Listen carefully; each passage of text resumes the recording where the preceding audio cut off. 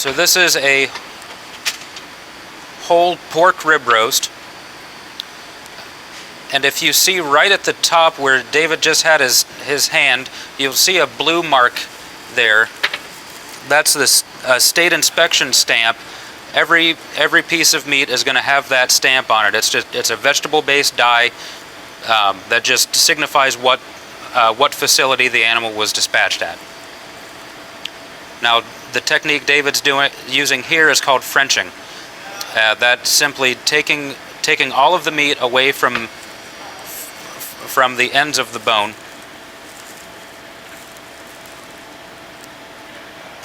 So to do that,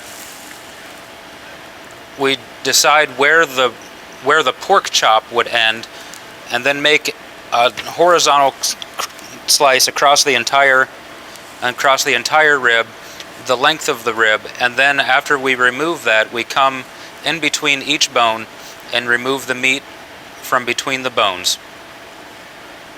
This is purely a technique for presentation. There's no real advantage in terms of cooking to doing this. It's simply to make things look nice on your table.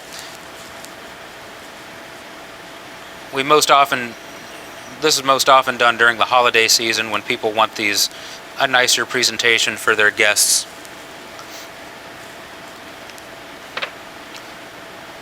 So this is a Frenched pork rib roast.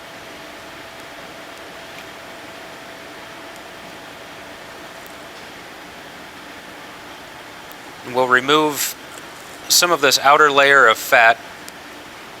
Some people like to have it left on, but most people like to have it taken off as we're doing here. And this is really just letting the meat tell you what to do. We find the seam between the fat and the muscle, and just follow that seam right down, and it makes everything clean. And if there's any additional fat, we just trim that up, make everything look as nice as we can.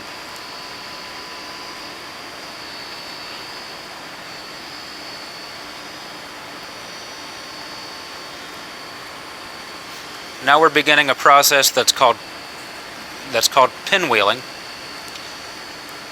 And what that is we're going to leave the base of the muscle attached to the bone, but the rest of this muscle we cut slowly and deliberately to make everything the same thickness. So slow, delicate, long horizontal slices. And the purpose of this is for your cooking. This way you can take this and stuff it with whatever you might want. You can bread with a bread stuffing, a sausage stuffing, anything you might want. So at this stage you would stuff it and then roll it back.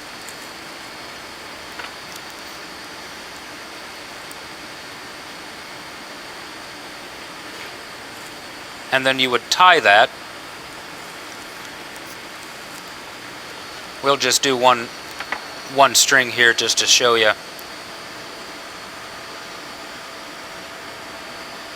You don't have to make a fancy knot. It doesn't have to be anything from a ship or anything like that. Just a regular square knot will do the trick. And that just is going to hold everything in place for you. And we normally do that every bone, maybe every 2 bones, but for this demonstration, just that single.